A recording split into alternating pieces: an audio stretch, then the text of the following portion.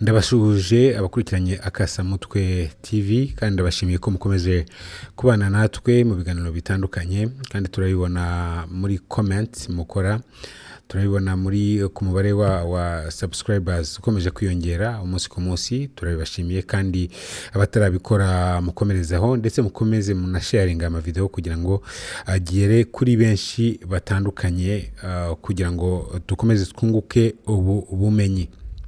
Uyu munsi rero ntabwo tugaruka ku bwenge bukorano, ahubwo turagaruka muri imwe muri programme zishobora kudufasha gusura ahantu mu bihe byashize. Tuvuge yuko wenda utuye i Kigali cyangwa se wahamenye kera, ubu ngubu nkubajije nti mu mwaka wa 2000 uribuka ibintu byari byubatse Gacuriro? Abenshi ntabwo babyibuka. Nkubajije ngo wenda stade regional yari imeze ite icyo gihe mu mwaka wa 2000? Ntabwo wabyibuka. Nkubajije nti Nyabugogo hari hameze gute? Ntabwo wabyibuka kubera ko hashize imyaka 24. Mu by'ukuri u Rwanda rwateye imbere, haba mu bikorwa remezo, haba mu nyubako. Murabizi ibyo byo ntabwo bishidikanywaho, ni ihame rizwi n'isi yose. Ariko akenshi usanga gusubira inyuma ngo urebe ibyo byari bihari muri iyo myaka yashize bigoranye cyangwa se byakugora. Uyu munsi rero nakuzaniye igikoresho cyangwa programme yatuma usubira inyuma noneho ukareba ibyari bihari muri iyo myaka yashize. Icyo nicyo bita Google Earth Pro. Ikaze muri iki kiganiro.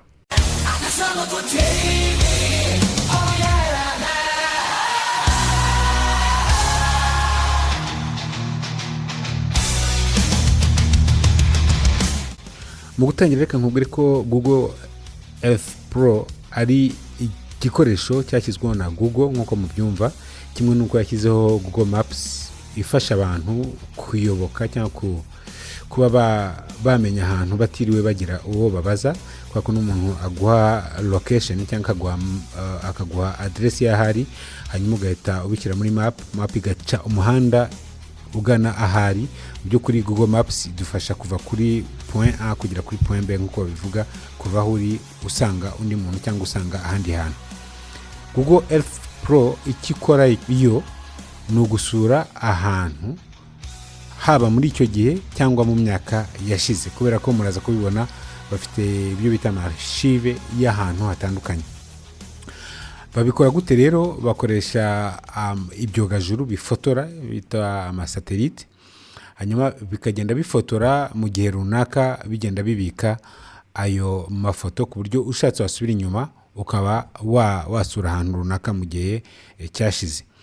Hanyuma ndaza kubiseguraho amafoto muza kubona yerekeye nko muri Kigali, ntago aba ari amafoto live. Ni ikintu cyo cyambere nababwira, ntago biba biri live, biba byarafotowe nyine mu gihe cyashize. Icya kabiri, ntabwo uzasanga ari ibya hafi cyane, kuko uko ibihugu bigenda birushaho gutera imbere niko barushaho kubyitaho cyane. Ugiye nko muri Amerika n'i Burayi wasanga ibyo wabona biri current, biri byegereye cyane igihe turimo kurenza hano muri Afrika.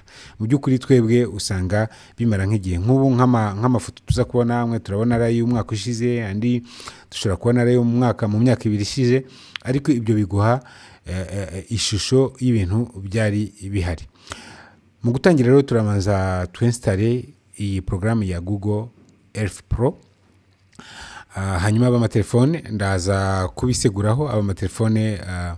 Abamatelefone mwebwe ntabwo muza gushobora kuyikoresha kuko ni programme yakorewe mudasobwa, ariko bakoresha Windows, abakoresha MacBook, abakoresha iMac, ntumugire ikibazo, mwe mushobora kuyikoresha. Nk'uko bisanzwe rero turabanza downloading, no kujya muri Google ukandika Google Earth Pro, irahita igutwara kuri link aho ushobora kuyibona, hanyuma downloading tuyinstale. Ibyo ni Windows, ni kimwe na MacBook. Reka tuzinstale mureba, aba Mac muri kubibona n'aba Windows muri kubibona.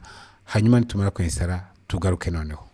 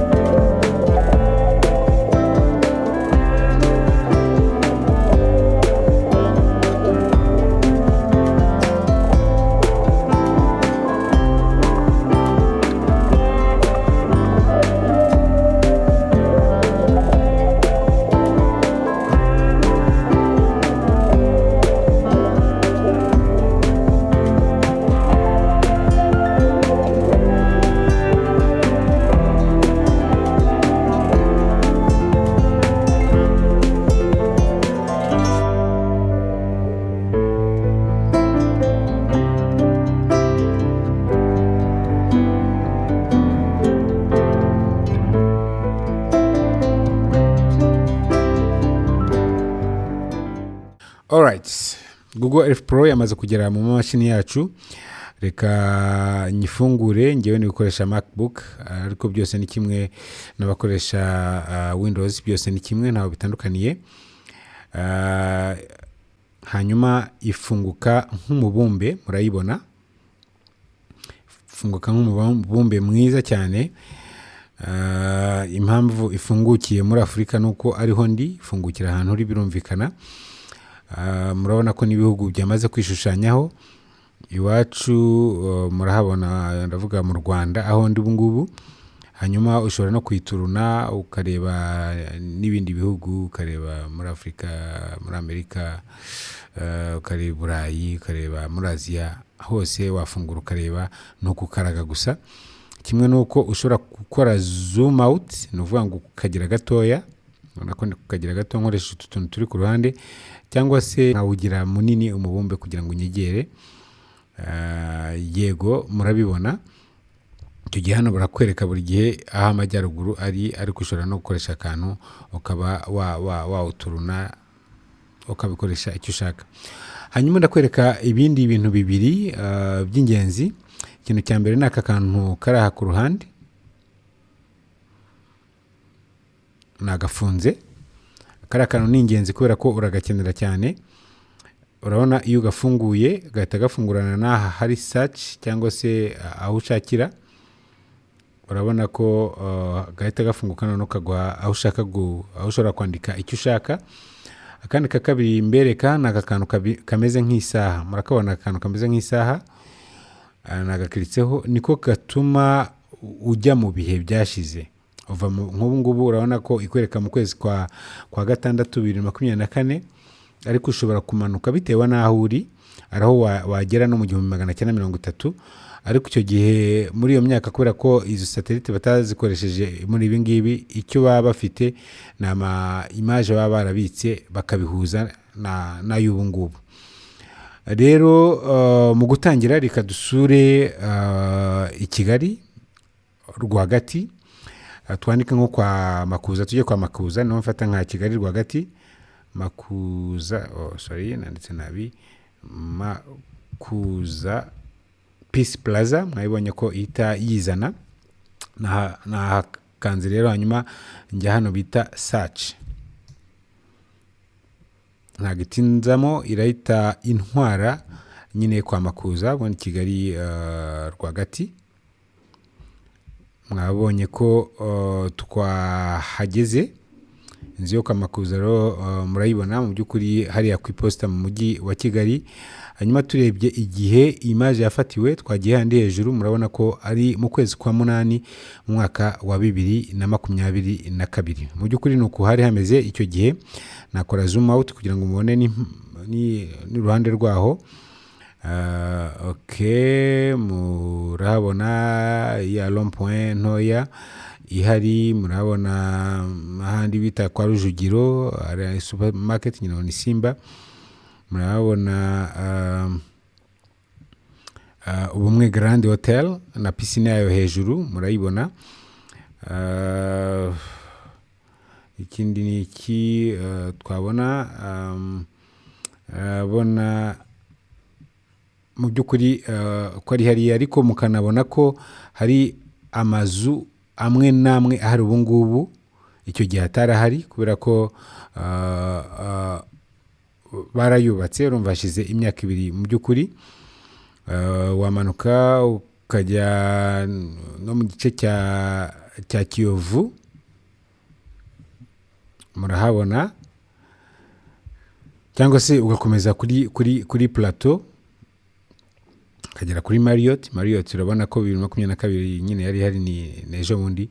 Mu by'ukuri urabona ko nta tandukanirizo rihari cyane nko ubu ngubu. Banyo nk'iki kibanza bazamuyemo inzu, ndabizi ko bakizamuyemo inzu, ariko muri 2022 ugereranyije n'ubu ngubu nta tandukanizo rinini rihari. Nakora zoom out cyane kugira ngo murebe mu by'ukuri ishusho hafi y'umujyi wose uko wari umeze. Kimisagara murahabona, Nyabugogo murahabona. Turaza kugenda tuhanyura muri quartier zimwe na zimwe. murabona mu by'ukuri uko umujyi wari umeze muri 2022, Rwampara, Kimihurura, murabibona Kimihurura hano, na ya rond point iri imbere yo kwa minisitiri w'intebe. Murabona mu by'ukuri Kacyiru village Urugwiro iri hano. Mu by'ukuri nuko Kigali yari imeze muri rusange. Murabona ngira ngo hano ni Gacuriro, muri ya mazu meza cyane bahubatse. Nuko byari bimeze muri 2022 mu kwezi kwa munani. Dusubire kwa Makuza kugira ngo noneho dusubire inyuma mu myaka yashize turebe. Ndagerageza mfate imyaka myinshi kubera ko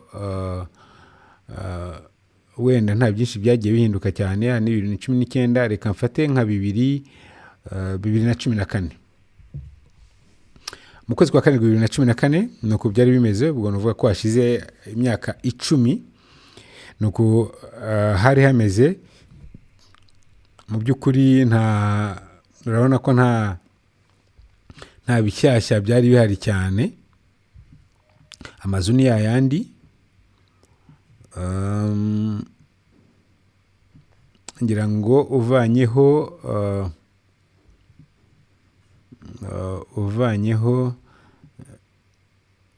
Ubumwe Grande yari hari, hotel baro bayubaka, Ubumwe Grande Hotel baro bayubaka. Murabona ko iri hano ariko yari cyubaka.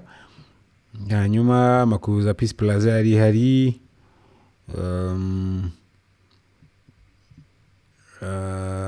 Hari amazu atandukanye yari ahari, ariko nk'aha ngaha ngira ngo niho hubatse ubungubu A&M. Urabona ko hari ikibanza, ariko muri rusange nkoze zoom out urabona ko mu myaka 10 ishize umujyi ntabwo navuga ko wahindutse cyane nk'uko bigaragara.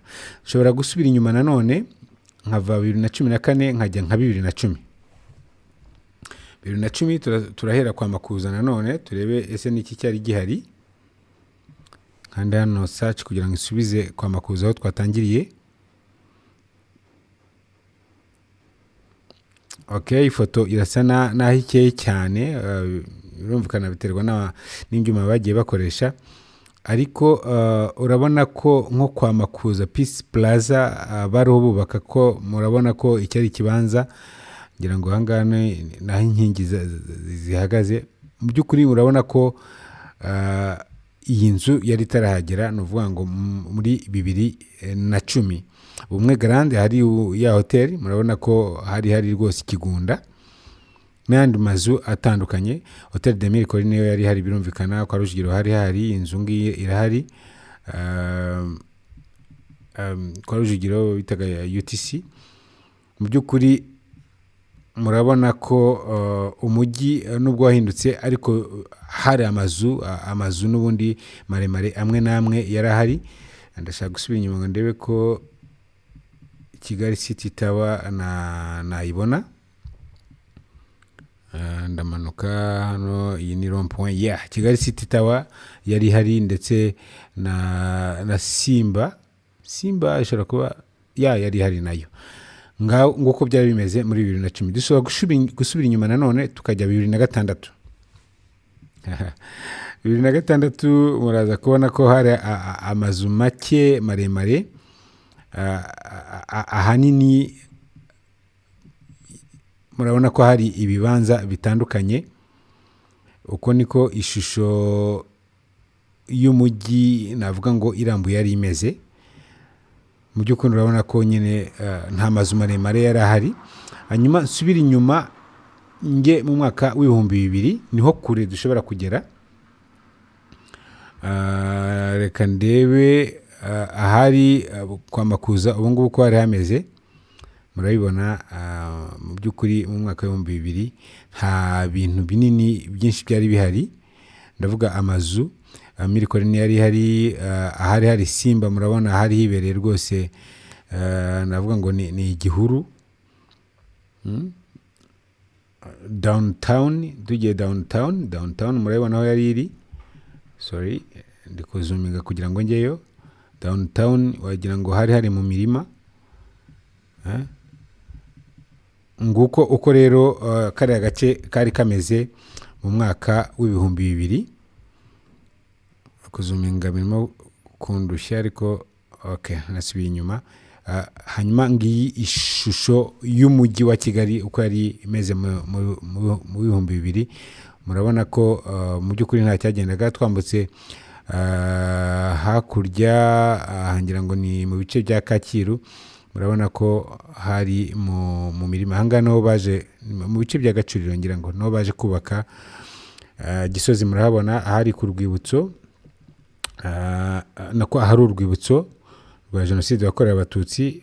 Icyo gihe rushobora kuba rwaraho rwubakwa kuko murabona ko hari mu chantier mu by'ukuri.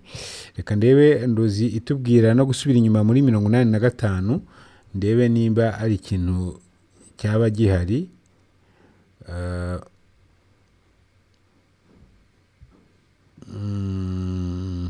Subira inyuma 85 ariko nkuko mubibona mu by'ukuri ntabwo nta shusho izanavuga ko nta kintu ifite. Aho ni mu mujyi wa Kigali rwagati twari turi.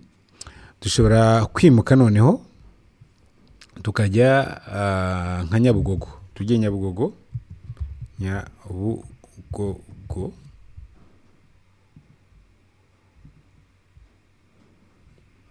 Twagiye gushakisha Nyabugogo Kigali. Search irahita idutwara Nyabugogo birumvikana.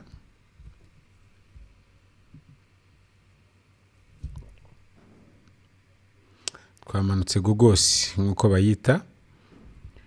Hanyuma dukore zoom in twinjire.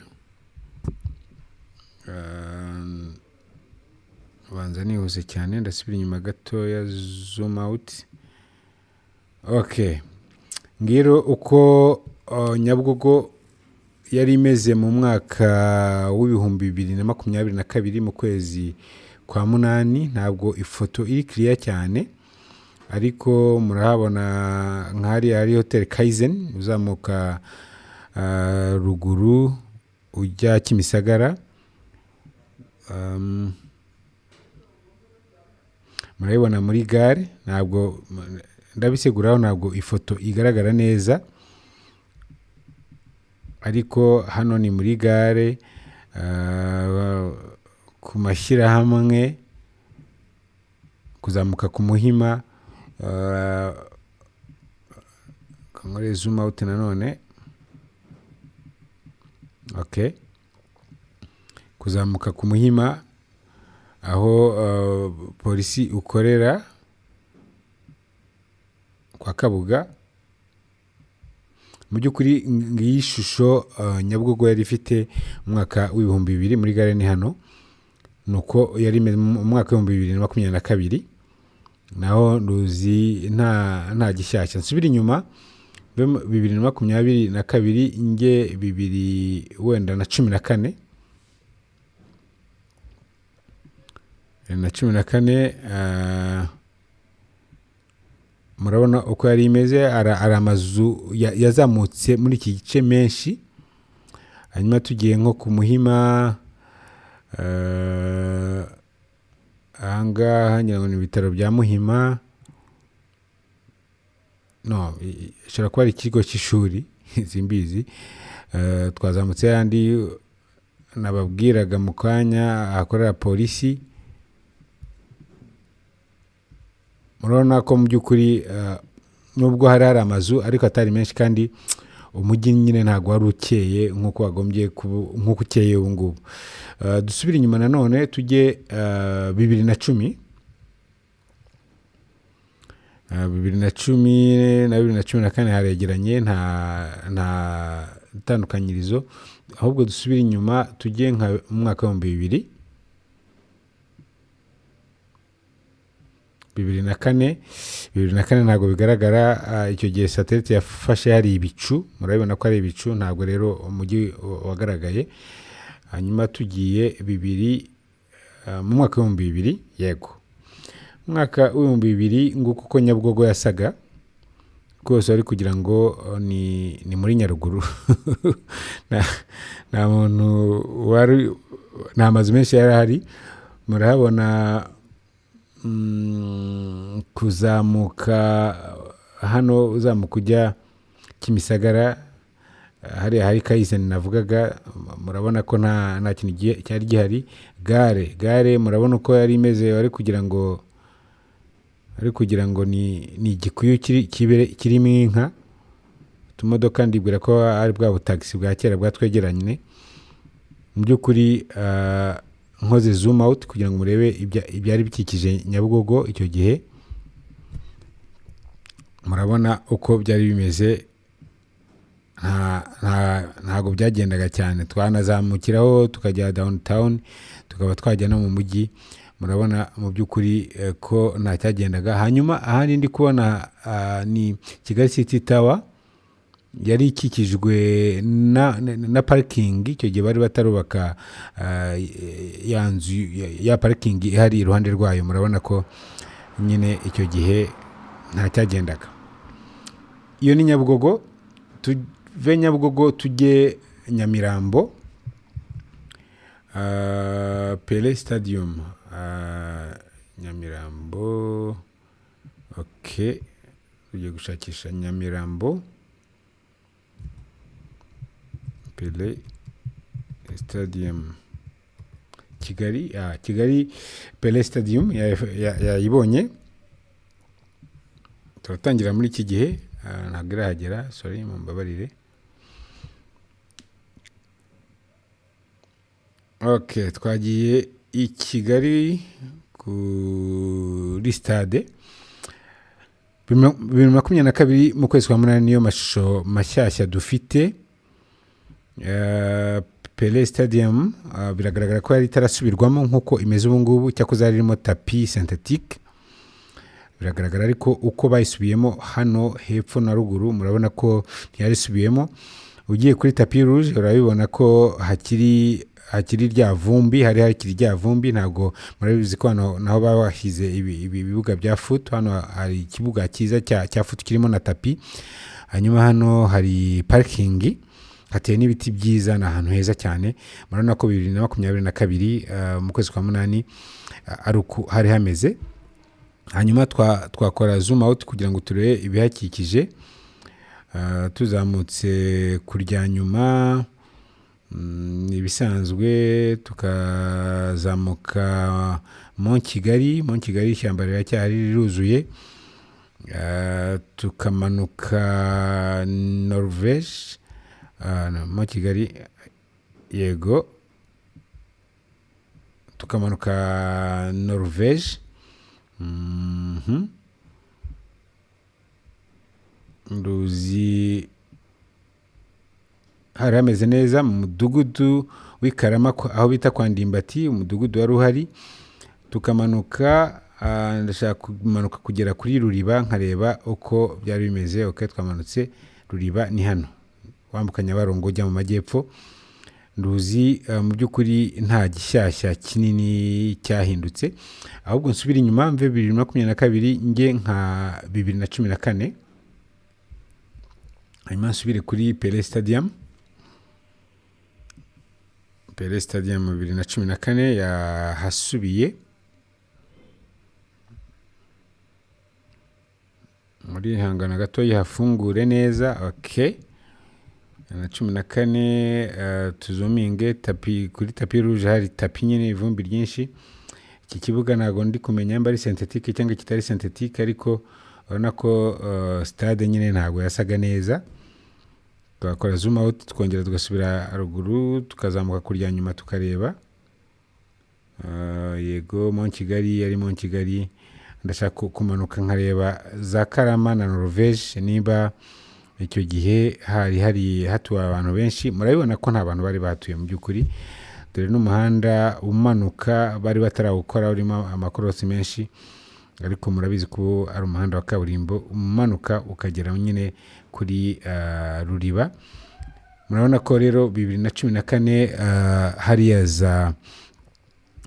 za Karama na Norvège hari igiturage cyane. Dusubire kuri stade ariko tumanuke mu myaka. Hano twari turi 2014, dushobora no gusubira inyuma tukajya nka 2009 2006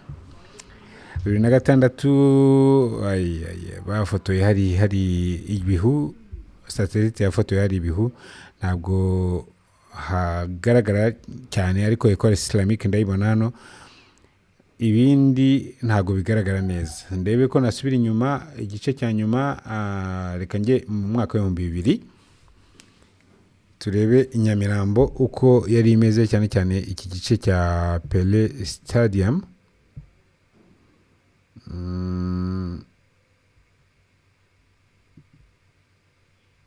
Ngira ngo nduzi hadafunguka kubw'impamvu ntazi wenda zishingiye kuri internet cyangwa ibindi, ariko ntizifunguka. Twigira inyuma twicime gato tujye ntacyo nabona ndabizi. Tujye nanjye 2002 wapi ntajya hari 2004 ya twagiye 2004 ho haragaragara Pele Stadium, yego Ecole Islamique hano hepfo ndayibona. Hanyuma mfite amatsiko yo kuzamuka mu Kigali nkareba uko hari hameze. Yego mu Kigali ngiyo n'ishyamba, tukamanuka za Karama na Norvège ho rwose yawe kugira ngo ni muri parike. Murabona ko nta kintu cyari kihibereye. Iyo ni Nyamirambo. Hanyuma tuve Nyamirambo tujye Nyarutarama. Twagiye Nyarutarama, quartier bita iy'abakire. Ndakora zoom in kugira ngo twinjiremo neza.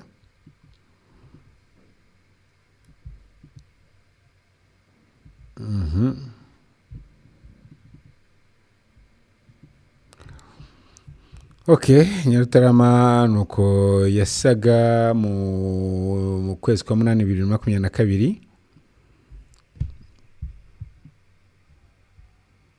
Hanyuma nakora zoom nasubiza inyuma nkajya hano, ndasimbuka imyaka myinshi, njye wenda 2015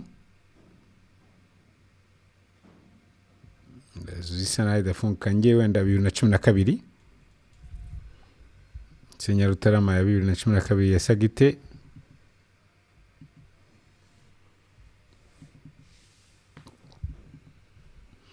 Okay, ngiyo Nyarutarama ya 2012. Biragaragara ko yari yihagazeho n'ubundi, amazu meza arahari.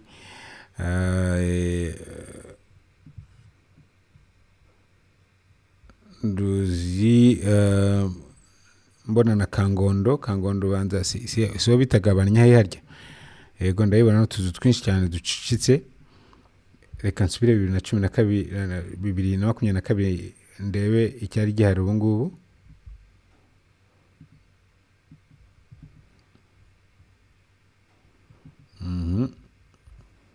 Nduzi hari ni ya yama 2023.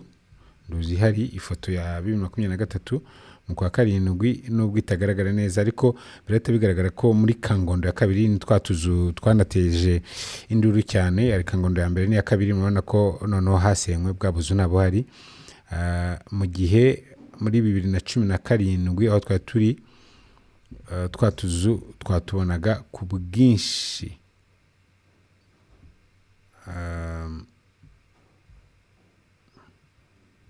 Ya 2015, iyi ni 2015, murabona ko twatuzu twa Kangondo twari duhari ku bwinshi rwose. Umuntu yamenyaga uko atahibura. Yego tumanuke 2015 tujye 2008 nimba bifunguka. 2008 niho duparitse, 2008 ntabwo biri gufunguka. 2006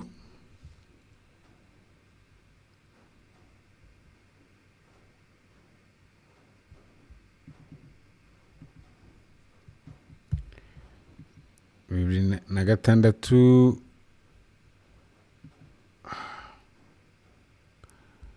twahereye Nyarutarama, uko Nyarutarama yari imeze. Murabona 2006 hasa naho hari imirima n'ubundi, ariko imihanda irahari, amazu arahari amwe n'amwe, ariko ntabwo bimeze nk'uko bimeze ubu ngubu.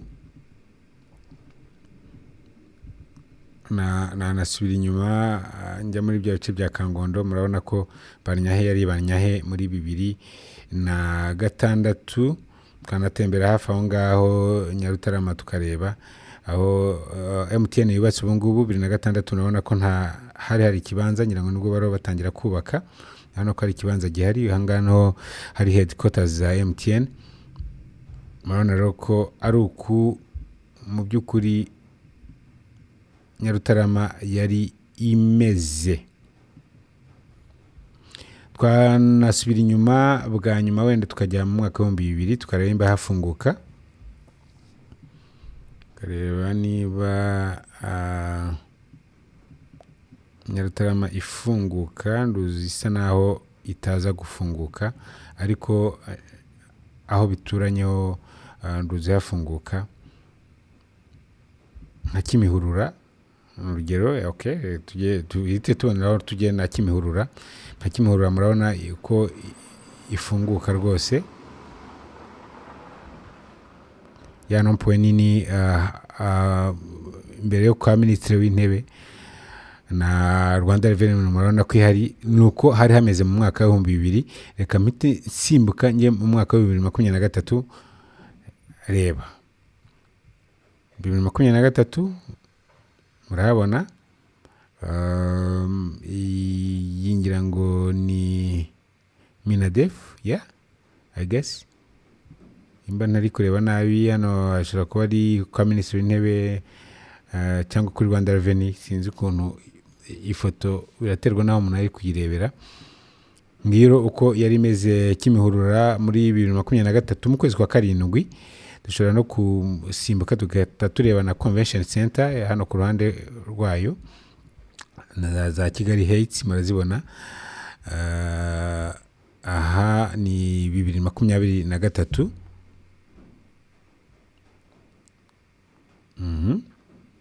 Simba hano hirya ku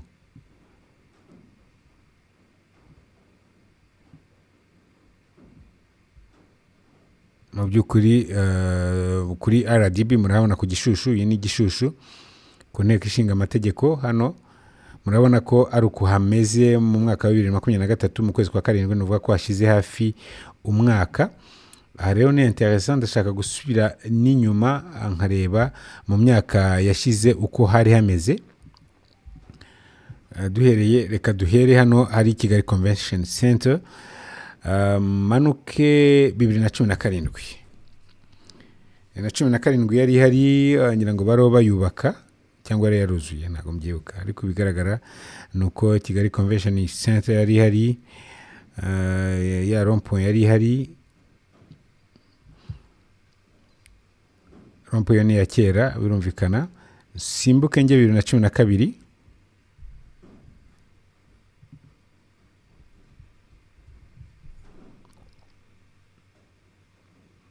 Bibiri na cumi na kabiri ntabwo bifunguka.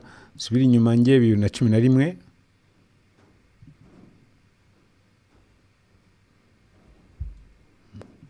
Wenda zoom out ndebe ko byafunguka, ariko wapi ntibifunguka. 2008 tugiye 2008 ho harafunguka. Kimihurura nuko yari imeze muri ibi bice nababwiraga byo kwa Minisitiri w'Intebe, nguko hari hameze. Ahangaha nduzi hari amazu y'imbara y'Ikisimbizi. Hari Kigali Convention Center muri 2008. Dore nguko uko hameze, hari rwose ikigunda kibereye aho ngaho. dukomeje ku Gishushu ntabwo biri gufunguka neza ariko ahari Simba supermarket ni ahangaha inteko ishinga amategeko yari ihari, birumvikana. ahari RDB ubungubu muri ibi bice urabona ko hari hibera agashyamba rwose kameze neza, nta kintu cyari gihari. Hanyuma nsimbuke njye hariya ni 2006 njye 2004. Oh la la, inteko ishinga amategeko yari hari, birumvikana ni ya kera. Hari Kigali Convention Center mu Ndeberera ishyamba no kuri kw'Imana.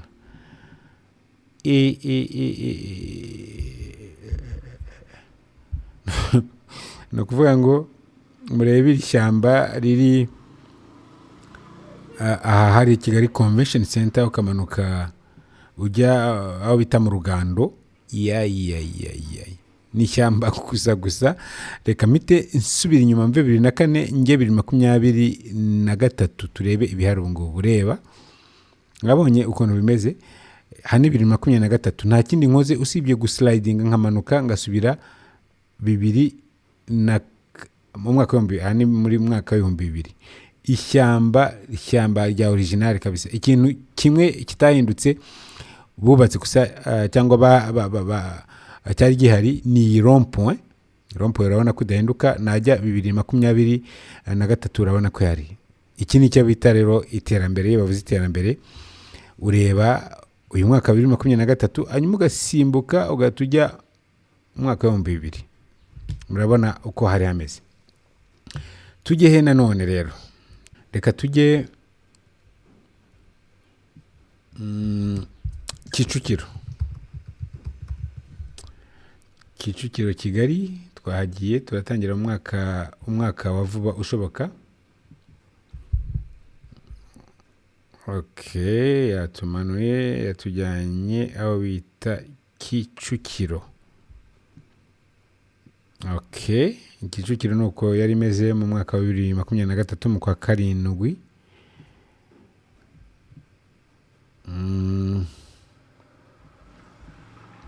Aha ni ku kiraro, cya kiraro bita cya Kicukiro, murakibona hano. Ruhande hari ikintu cy'ubusitani, ashobora kuba ngo hari n'irimbi. Murabona rero ko hari hameze mu mwaka ushize wa 2023 mu kwa karindwi. Twasubira inyuma tukajya 2015. 2015 cya kiraro nta cyari gihari, birumvikana. Reka nsubira inyuma gatoya njye 2020 turebe ko ikiraro tukibona. 2020 nta cyari gihari nabwo. Okay, yego byakunze. 2004 murahabona Kicukiro uko hari hameze. IPRC muri IPRC Kigali murabona uko hari hameze. Hanyuma tukagenda abantu barya akabenzi hano kuri Kamegeni harazwi cyane, n'ubu harahari.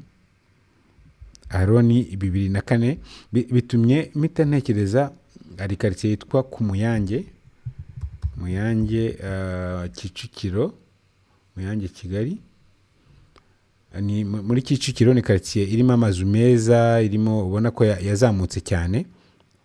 Na internet yabiteraga ku Muyange ro ngaha. Urabona aho bita kuri Tekila, ukaba wamanuka no hepfo muri centre.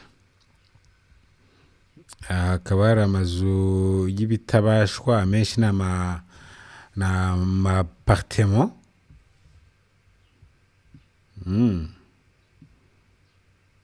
Biragaragara ko ari amazu meza nyine, ari ahantu hafite gahunda, hari imihanda. Impamvu nuko ariho nicaye ubu ngubu, ndashaka mfite amatsiko yo kumenya uko hari hameze mu myaka yashize. Biroroshye, reka njye nka 2013. 2013 murabona ko hari imirima. Subiye ubu ngubu uko hameze. Hanyuma ndamanutse 2013 2014 2013 imirima. Ushobora kongera gusubira inyuma nkajya 2008 satelite yafashe hari igihu ntihagaragara. 2006 ho hari imirima pe nk'ubu ngwa rugero aha hantu my place niho ndi nonaha, urabona ko hari hameze icyo gihe. 2006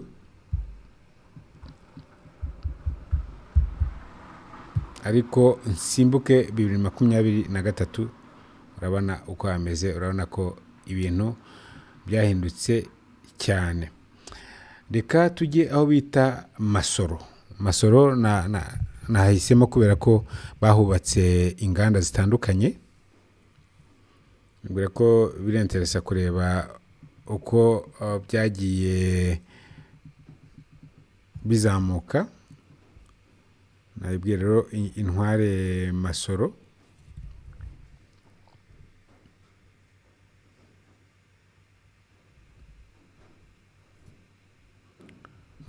mu gice cyahariwe inganda.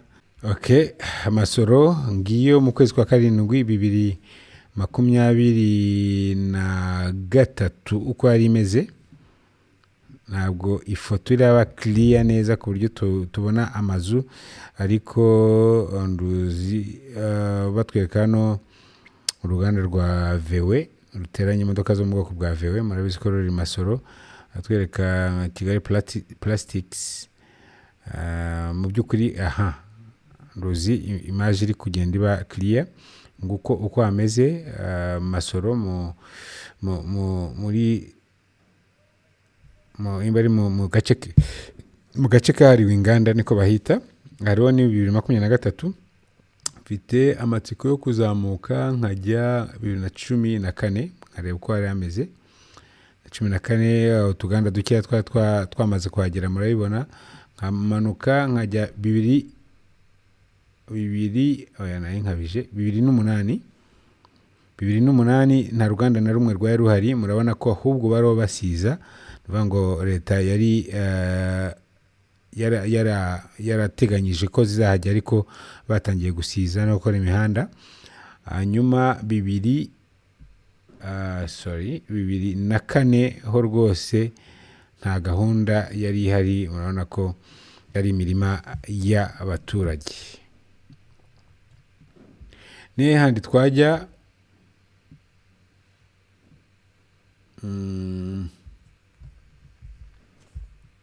Reka tujye ku Gisozi Kigali. Twagiye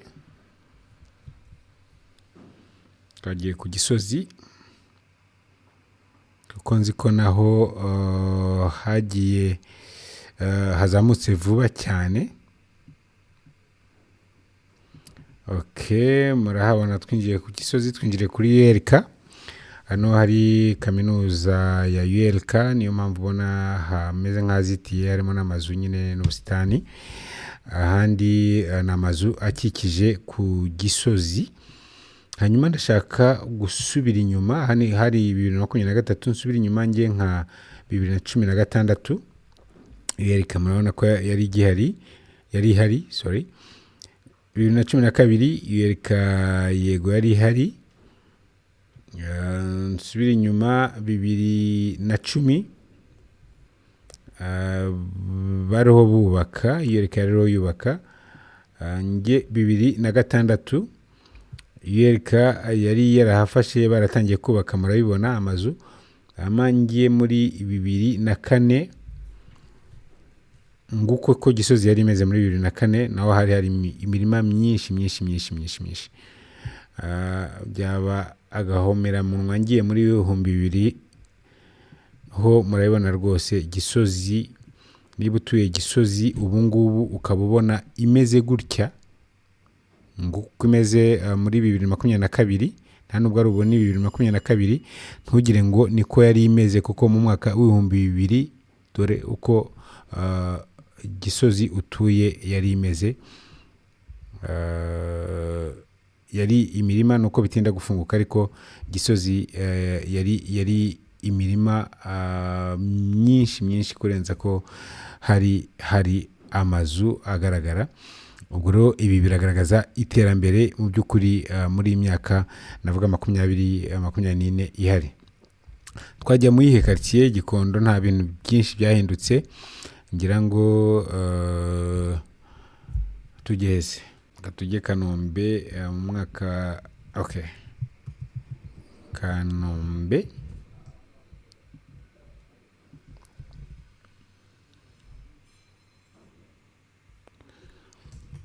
Kanombe twahageze umwaka wa 2023 mu kwezi kwa karindwi, ni ku kibuga cy'indege, ariko nibwira ko naho nta bintu byahindutse cyane kubera ko ikibuga cyamye gihari ku buryo nubwo najya muri 2004 gusa amazu murabona ko yahindutse. Ngiye muri 2004 murabona ko amazu yahindutse. Aha ni muri 2023, hanyuma aha ni 2004 murahita mubona ko amazu yahindutse mu by'ukuri.